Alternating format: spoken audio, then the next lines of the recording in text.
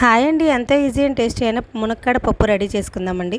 ఒక గ్లాస్ పప్పు వేసేసుకుని క్లీన్ చేసుకోవాలండి. దానిలోకి 10 ములక్కాడలు వేసేసుకోవాలి. 2 పచ్చిమిర్చి, కొంచెం పసుపు, రుచికి సరిపడా కారం వేసేసుకుని దానిలోనే ఒక రెబ్బ కరివేపాకు, ఒక రెబ్బ చింతపండు వేసేసుకుని 2 గ్లాసులు వాటర్ పోసేసుకుని 5-6 విజిల్స్ వచ్చే వరకు ఉడికించుకున్నానండి.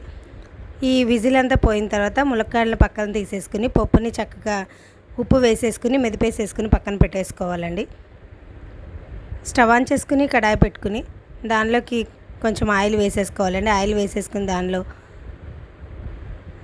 2 ఎండుమిర్చి వేసేసుకోవాలండి. వేసుకుని అవి ఫ్రై అవుతూ ఉన్నప్పుడు ఒక పెద్ద ఉల్లిపాయ వేసేసుకుని అది కూడా ఫ్రై చేసుకుని కరివేపాకు, 5-6 దంచిన వెల్లుల్లి రెబ్బలు వేసుకుని ఇంగు కూడా వేసేసుకోవాలండి. దీనిలో కొంచెం నెయ్యి వేసుకుంటే టేస్ట్ చాలా బాగుంటుందండి. దీనిలో ఇవి మరుగుతూ ఉన్నప్పుడు మాత్రమే ములక్కాడలు వేసేసుకుని ఒక 5 నిమిషాలు మరిగించుకుని డిష్ అవుట్ చేసుకోవడమేనండి. ఎంతో టేస్టీ అయిన మునక్కాడ పప్పు రెడీ. నచ్చితే లైక్ చేయండి, షేర్ చేయండి, సబ్స్క్రైబ్ చేయండి. Thank you for watching.